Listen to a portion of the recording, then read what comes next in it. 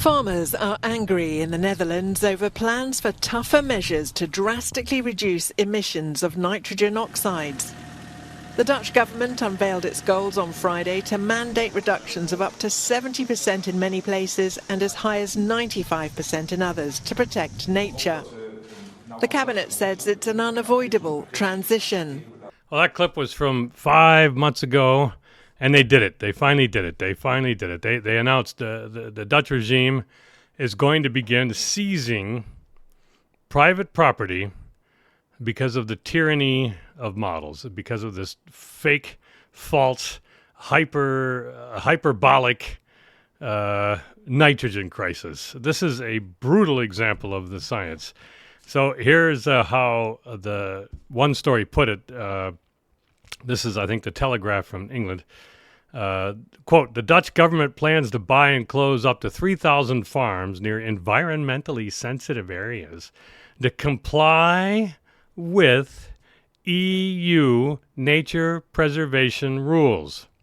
So, end quote. That's the Brussels bureaucracy, and of course the Netherlands' interpretation of that bureaucracy. Quote again, the Netherlands is attempting to cut down its nitrogen pollution. This is not a neutral word, pollution, and will push ahead with compulsory purchases if not enough farms take up the offer voluntarily, end quote. So they're going to have to take it up I need a beep button, and they're going to give it to them good and hard. Quote, farmers will be offered a deal well over the worth of the farm, according to a government plan that is targeting the closure of 2,000 to 3,000 farms and other, quote, this is all a quote, major polluting businesses. Yeah, well over the worth. That the government decides what it's worth, the government's going to give it to you, and you have no choice but to take it. They're going to come with the point of a gun and say, you must take this, or they'll just seize it.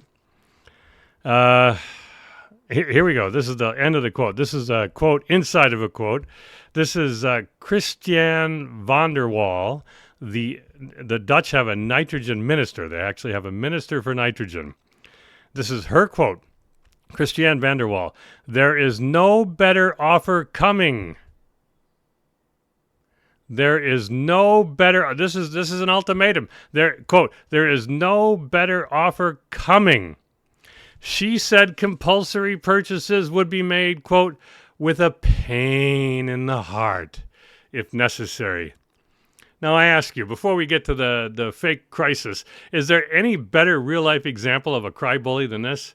Christianne cries out in pain as she strikes you. It's going to wound her heart to steal the farmer's land, but she's going to steal it. There is no nitrogen crisis. It doesn't exist. The idea one exists comes predominantly in the form of models, which are generated by experts. And the models, following the usual process, become the science, which only deniers question. This is not in the written part of the blog. This is just on the podcast. I want to explain. You could skip ahead a couple of minutes till I explain more of the nitrogen idea, but I want to explain the science to you one more time. The oligarchs, the rulers, the regime, whoever's in charge has solutions, quote-unquote solutions that they want. And they need, because of our scientism, our worship of science, scientific justification. So they go and seek of experts, and they pay for these experts to come up with the science. The government funds the organizations that provides the science. And when you fill out non-disclosure forms and so forth, you never have to say that the government is some sort of coercive agency or could have had any kind of effect over the results that you're giving. This is pure. Of course, if you did work for a private company, that has to go on all your forms. But work for the government, no, that doesn't count. And of course, it's a tremendous conflict of interest with experts. And you can't question the experts because the experts are the guys who become the most important people because they're funded by the government. They therefore they just grow larger and larger. We see this with global warming, now called climate change. Enough of that. I've gone on and on about that too much, and I have so many articles on the blog you can read about this. Now, Now, my friend Jaap Hanekamp and I, and Heisha Rogers, and Marcel Kroc, and others, we've been working on this stuff for years, for, I don't even know, 6, 7, 8 years more, I can't remember. I posted an article back in August called "The Model That the Dutch Rulers Rely On to Claim There Is a Nitrogen Crisis Has No Skill." I want you to read that article. It links itself to a paper that Jaap and I did, which the title of that paper is "Criticizing AERIUS Ops Model Performance." This model is the one the government is relying on to claim that there's a crisis, to claim that these are the particular farms they're going to seize because of this model. All right. So wouldn't it be worthwhile to check how well this model works? They did not. They did not do an anywhere near an adequate job of showing how this model performs. And nobody has. We did some critiquing of it by the paltry available statistics showing it performs very poorly indeed. Its error increases, for instance, at the size of the various nitrogen compounds that are tracked, or sulfur dioxide. So the idea being the model gets worse as the values become more important. The paper is not that complicated. It's linked on the blog. If you got any background in old-fashioned science and are not yourself saturated in the science, you'll be able to follow this. Now, RIVM, the Dutch academic agency, I guess, if you want to call it that, the regime-backed group that runs this crisis model, they responded to the paper. The response is in Dutch. I have a link on the blog to that. You can look at that too. And we answered that criticism. We translated it into English, the criticism, and we answered that with a rebuttal. I have that linked on the blog too. You could download that and look at it. Here is what I think. We made many responses to their answer, and I don't even want to sound hyperbolic myself, but we left them nothing. We left them nothing. They have nothing. There's nothing there for them. We have enough evidence to show that this model should not be relied on by anybody. That it's a wonder that they are using it. Well, that can only be because of the science. And I'm going to quote you myself here, and I'm going to loosely quote myself because I'm livid over this whole thing. So I'm having a difficult time maintaining an even keel here. But I'm going to quote myself. This is one of I think the best criticisms. We've made many, but this is my favorite one because it applies not just to the science, but it applies to models of every kind everywhere. Now, quoting me, more or less. In our paper, we discussed a simple mean model. This greatly confused RIVM. But it's simplicity itself. The RIVM says this mean model has no predictive value. That's false. The mean model is just the mean, or a guess of the mean, of what future observations will be. That's it. It's used as a forecast or a prediction of future observations in the precise same way as the OPS or any complex model is used. The simple mean is just a constant prediction that all future observations will equal the previously observed mean. That's it. How simple is that? So, for instance, mean models are common and useful. You use them. You, dear listener, you use them all the time. For instance, we don't know what the exact temperature will be, but it's a good bet October will be colder than September in the Netherlands. Now, right now, writing this in the August of 2022, using that mean model, that October will be colder than September. We predict October will be colder than September. Policy can be made based on that model. Indeed, policy is taken by that, especially by farmers. We all make policy decisions based on this simple mean model that the winter is colder than the damn summer. So there's no justification for RIVM to say that such mean models don't exist. It's BS. I have to stop myself from cussing here. The mean, of course, this mean model is not going to be as accurate, possibly, as some complex meteorological model based on thermodynamics, but it's still an excellent guess in the absence of that complex model.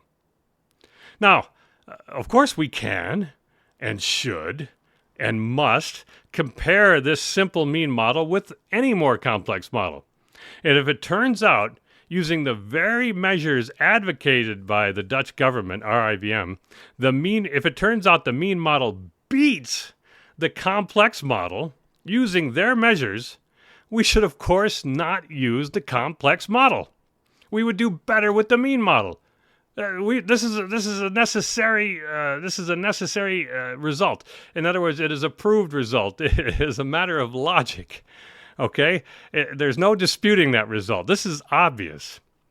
We would say then, this is the technical term now, we would say in this case that the mean model beats the complex model, that the complex model does not have skill with respect to the mean model. Skill. It lacks skill. Skill is defined in this technical way. Now, skill is a very common concept in weather forecasts. It's used all the time. It's used in deposition models of all kinds, atmospheric deposition models. It's used in near-term climate forecast models.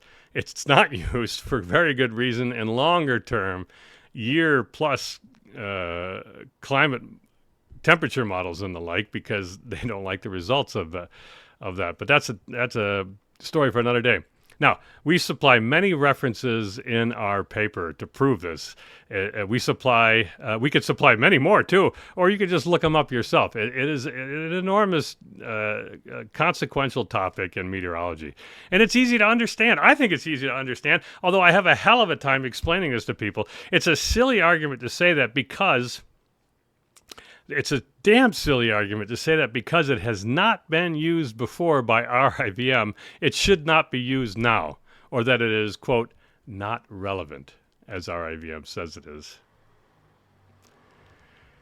It's a dodge. It's a way to escape the consequence of the poor performance of the OPS model. Now, below in our answer, in our rebuttal, we show how skill works in detail using the mean model and using data supplied by RIVM themselves. Skill as a concept, I must explain again, is exceedingly useful and indeed is necessary. Now, and that's the end of the paraphrase from the rebuttal. You have to go into the rebuttal itself, and you could look at the detailed, like I say, the detailed stats are there, and the methods and so forth. If you have any experience in science, you will be able to understand this. It's no way difficult. Now, I understand. I've tried to explain skill on the blog many times, and I think I fail. It should be applied to all models. Every single model, every statistical model, every physical model, every chemical model, every artificial intelligence or machine learning model. It should be used on all models. All models should be made to demonstrate skill. If those models cannot show skill, they should not be used. Simple as that. Can you please, I'm asking people, if they don't understand this, to please let me know in comments or emails or whatever if this confuses you and how it confuses you, because I'm very anxious to be able to explain this to people better. Now, I don't know enough about Dutch politics to predict what will happen to farmers. I'll leave that to Jaap. I give a link to his blog and Heesje Rogers.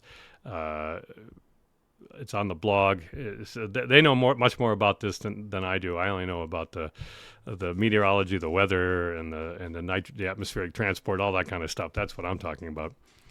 I do know that if the government could seize private property based on lousy models, this technique will only expand. Our regime here in the States is pushing, quote, climate change, the science, with a demonic energy. They had Biden say he'd eliminate fossil fuels. No more drilling, no more fossil fuel use. I mean, the man in charge of the Vatican put out that investing in fossil fuels is bad, etc. I mean, this is insane. It is not sane. This is not me speaking in hyperbole. It's crazy, all right? It's literally nuts. It will kill a lot of people. Now, at the blog, I have a sampling of some papers that we've done proving this crisis, so-called crisis, is at best overblown and, as is most likely, ridiculous. I try to give the friendly links to these articles, to avoid journal paywalls and the like. just a couple of them here, outlining a new method to quantify uncertainty in nitrogen. Critical loads. Critical loads. I'll just say a brief word about this. I don't want to go on and on. You probably already had too much. These are defined in a very poor, slipshod, heterogeneous way, with no justification behind them except wee p-values. Basically, people take anything, absolutely anything, and they look at a high nitrogen versus a low nitrogen environment, and if the p-value is any measure of plant biology whatsoever, stem length, stem thickness, growth rate, change in growth rate, soil anything, on and on and on. And if they show a p-value change difference, p-value change difference between it and a low nitrogen environment, they say that's a nitrogen critical load. It's absurd. It's not even. It's politics. It's not science. That's it. I mean, this is not the last word I think we're going to hear on this, but it's the last word I have for now. And I thank you for listening. And if you have any interest in this, or you know people that do, please pass on this podcast and post. Thank you. Happy trails until we meet again. Happy trails to you. Keep smiling until then. Who cares about the clouds when we're together? Just sing a song and think about sunny weather.